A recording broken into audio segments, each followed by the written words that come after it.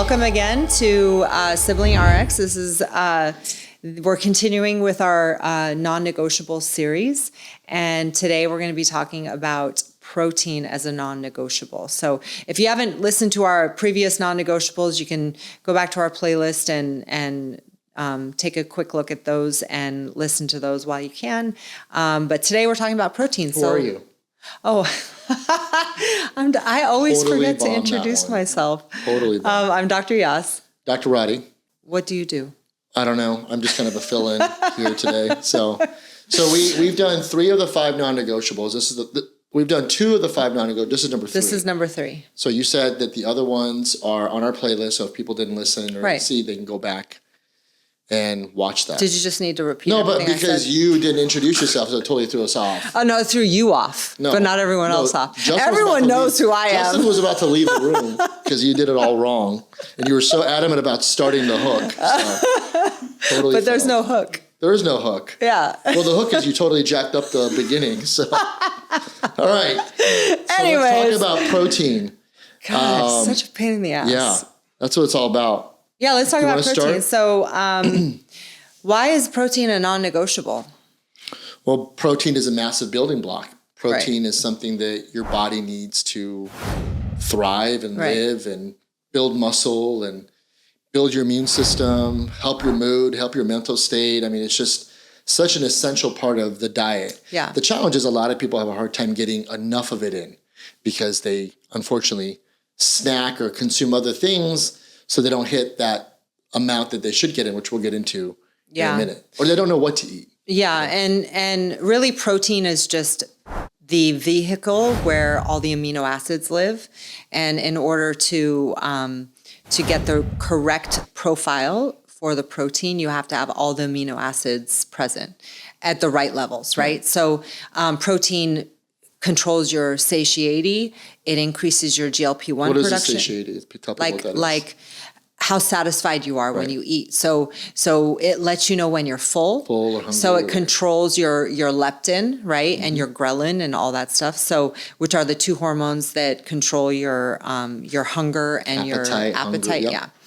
And then, it does that by increasing the natural GLP-1s in your stomach. So I always tell my kids, like, if you're hungry, eat protein first, then you won't overeat. You won't eat the other junk. So eat all the other stuff on your plate. Even before your vegetables, eat your protein.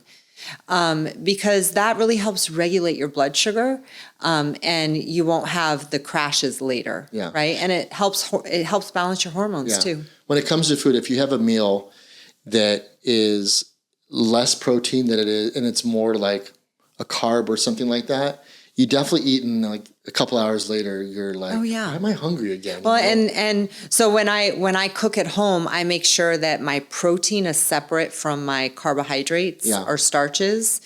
That way, you know how much you're eating, right? Because if it's all mixed, like in a bowl or in a casserole or something like that, it's hard to know how much you actually get. Yeah. So it's, last night we were going to cook, and Claudia's like, do you want to? I bought some shrimp. Let's cook the shrimp. And I was like, I kind of felt like I needed some more protein than just shrimp. You know what I mean? Yeah, but that's better than like beans. No, I know, but we had like grass-fed ground beef. I kind of felt like that desire of having that versus like shrimp. I feel like I can get the protein I need in a meal better in something like that than having 5 shrimp or something like that. Right. Yeah. I knew I would be like hungry afterwards, but anyway, the type of protein is really important. Not everybody eats animal protein, and they can obviously supplement with other types of really good source of protein. I know you did that for a long time. Yeah. Until you left the dark side and you came back to the real side where we eat animal protein. Which was like 20 years ago, but so the problem again no disrespect to vegetarians or vegans, but they're all lining up outside. Right. They're picketing outside. With like tofu. They're walking around with tofu on their stick, vegetarianism or veganism is wonderful. It's good, but you just have to really do things to get that protein in. Yeah. And if you know how to do it right, then you don't have the blood sugar issues. But I know a lot of vegetarians that are pre-diabetic because the reason why is because in order to get enough protein and the right amounts of leucine, which is the amino acid that's needed for muscle protein synthesis and muscle building, you have to eat a lot of beans, a lot of lentils. Or supplement a lot, right? I mean, they could supplement. They could supplement, with leucine, right? Yeah, and that's good, you know. Which is, I mean, but the volume of the food is a lot, and then what comes with the beans and the vegetarian proteins is carbohydrates. They're always. It's never just the macro. There's other things, some other fillers around it, right? Yeah, and not necessarily a filler, but like a bean, lentils have a lot of carbohydrates. Yeah. Garbanzo beans have a lot of carbohydrates. So yeah, it does have some protein, but it has more carbohydrate. You know, it's just that it doesn't. What you said a few minutes ago is if you do it right, you can be a happy, living, healthy vegetarian, vegan, and get your protein in and get those building blocks that you need that you may not get out of. A fully vegetarian diet. And you know, when I was doing my figure aesthetics competitions, there was always one vegan or vegetarian bodybuilder next to me. And they killed it. Yeah. And they were great, you know, but they had to do a lot of supplementation with amino acids. Yeah. You know, which is totally doable. So not to get into the whole world of macros and whatnot, but I know protein is something that people tend to like to track better than they do their fiber or carbs or you know, fats. So rule of thumb, typically, obviously your body weight in grams of your ideal body weight. Your ideal body weight. Let's say your ideal body weight. Like my ideal body weight's 105. So I should have 105 grams of protein. That's like one of your legs. Yeah, that's right. That's the right side of my body. No, but if your ideal body weight's 200 pounds, for example, you should be getting 200 grams of protein and the best you can. I think sometimes people get a little neurotic on measuring and scale and all this stuff. It's good to be able to do that if you can do that. But if you can try to get that, you definitely feel more full. Like we said, you definitely feel stronger if you're doing it on a regular basis. If you're lifting and strength training, you feel stronger. You recover faster. Really good for recovery, especially if you're post-surgical or post-injury. Always make sure you get your protein in because with a complete amino acid profile. Yeah. What about when people are going through like immune system issues, like autoimmune issues? I think it's important for protein to be in their diet. Yeah. All the Always. time. Yeah. Yeah. And it really just helps with the anti-inflammatory component of everything, right? Which is a huge part of autoimmune, which, I mean, inflammation is the cause of autoimmune. But do you remember years ago, and I'm not going to say names, so I'm going to try to say this without saying. Remember, you used to work with some people that would eat a lot of protein via like turkey slices and they would eat so much of it that they would have problems, right? Like, there is a concern that people have that, what if I eat too much? If I have too much protein, are my kidneys going to shut down? Like, am I going to get flank pain? Am I going to have all these issues? Obviously, if there's a pre-existing kidney problem, more likely. But you know what I'm talking about, right? Yeah. The main issue with that wasn't that they were getting protein from, it wasn't the protein that they were eating protein like that. The issue was that they were sourcing their protein from a processed. Yeah, they were eating processed meats. Which had all the nitrates and all the preservatives, which actually is harder on your kidneys than, you know, the protein itself. Yeah. I totally remember that. I don't know why I remember that. It was kind of random. Do you remember when we were kids, you used to take bologna out of the fridge and just eat bologna? I was bulking for protein. I was bologna bulking. I was like, that is the most disgusting thing. That was the bologna diet back then. It was Oscar Mayer. Before keto came in and Atkins, it was the bologna diet, the Oscar Mayer diet. Oscar Mayer bologna. I don't remember that. Oh my God. You blocked it out of your head. Yeah, it was so I went through a lot of therapy and I got rid of that. You used to also eat. This is really gross. This is really fucked up that you're talking about all this stuff now. No, but you know what's really funny? Wait, we're talking about protein here. We're not talking about family. We're talking about protein, not family stuff. Listen, when we were kids, he used to take raw hot dog out of the fridge. You are not. That's not true at all. So it wasn't really raw, right? Because hot dogs aren't really raw when you buy them in the pack. But you used to take them out of the fridge and just eat them. No. Like we were in fourth grade, fourth grade. Yes, I remember. And I remember because Mom and Dad used to leave us Chef Boyardee cans that we used to always have to cook. Yeah. Because we were latchkey kids. Yep. And so I'm opening up up the can of Chef Boyardee, eating my ravioli, like probably right out of the can too, which is so bad for you. If our kids had to do that now, they would die. They would be like, first of all, they'd be like, how do I open this can? What do I do with this? Oh, don't even, I had to have a tutorial on how to use a can opener with my daughter. Oh my God. That's funny. Anyways, so going back to protein. How much protein do you eat before you work out? You don't. I really have like maybe a scoop of something, like cottage Collagen cheese or collagen in my coffee always, and then cottage cheese, maybe like a scoop before I go. Yeah. But I have my vitamin mix with my creatine, my collagen coffee, scoop of something or a hard-boiled egg. And then those are the best. Yeah, and then post-workout. Did I tell you I got one of those hard-boiled egg steamers? Oh, from Melania, yeah. No, I got it for ourselves too. Oh, good, yeah. That thing is so awesome. But it's in plastic, right? Yeah, but the shell, the eggs it's in a shell, right? So, oh my God, it's the best thing ever invented. You can air fry. Yeah, you could do that eggs. too. I've seen that too. Yeah. So going back to the hot dogs. Yeah. Well, at least those protein, right? Yeah, that's right. We just don't know where it came from. where the meat source from. But making sure that you start your day off with protein. Yeah. Again, I always bring it back to being a midlife hormonal female.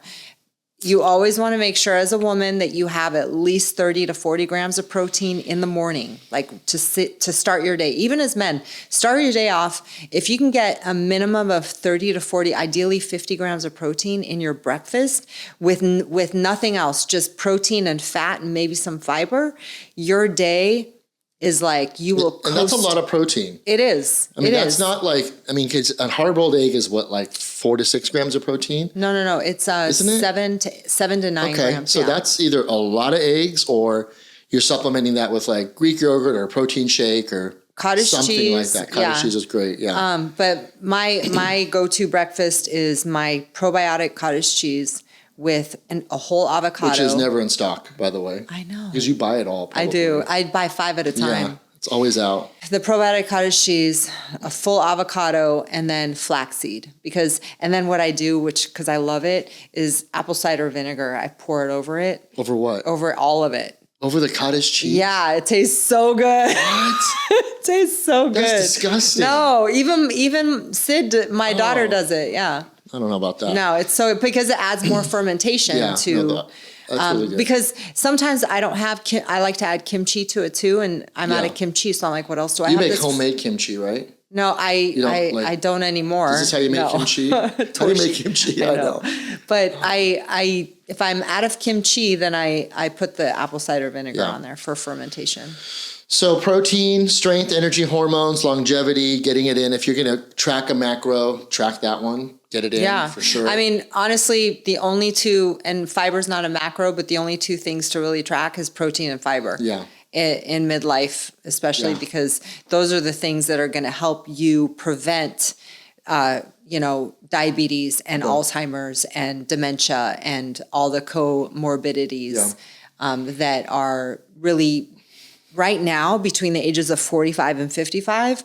If you dial in your nutrition with protein and fiber, you will set yourself up for success in the second half of your where you get a lot of those conditions. That's when those conditions start, right? And then that's when, even if you have let's say you live to 70 or 75, if you get diagnosed at 55, you're dealing with 20 years of misery with medications and surgeries and, so. Snacks are another big thing. I think a lot of people resort to protein bars when they're on the go. I think it's a good option if you've got nothing else to do. Yeah. But I know recently, the jerky's been a thing. There's, all kinds of different jerky that you can get 4 to 5 grams of protein. It's not a lot, but at least it's something. But snacking on things that actually have protein in it versus, just a rice cake by itself or just a bag of chips or something like that. You're not going to. So have you noticed that when you used to have just a bag of chips for a snack, you were hungry 10 minutes later, right? Yeah. Always. So unless you have 10 bags of chips. And then you're not as hungry. Which you usually do. No, I don't do that. Anymore. Just the hot dogs. Yeah. That's gross. Oh my God. I don't remember that. See, what's funny is that you don't remember things that you used to do when they were so gross. You only remember the good things. Totally. Why would I want to focus on the things that are not good?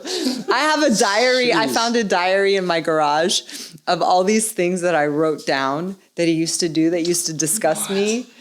They were all from like 5th and 6th grade. I'm not even kidding you. It was hilarious.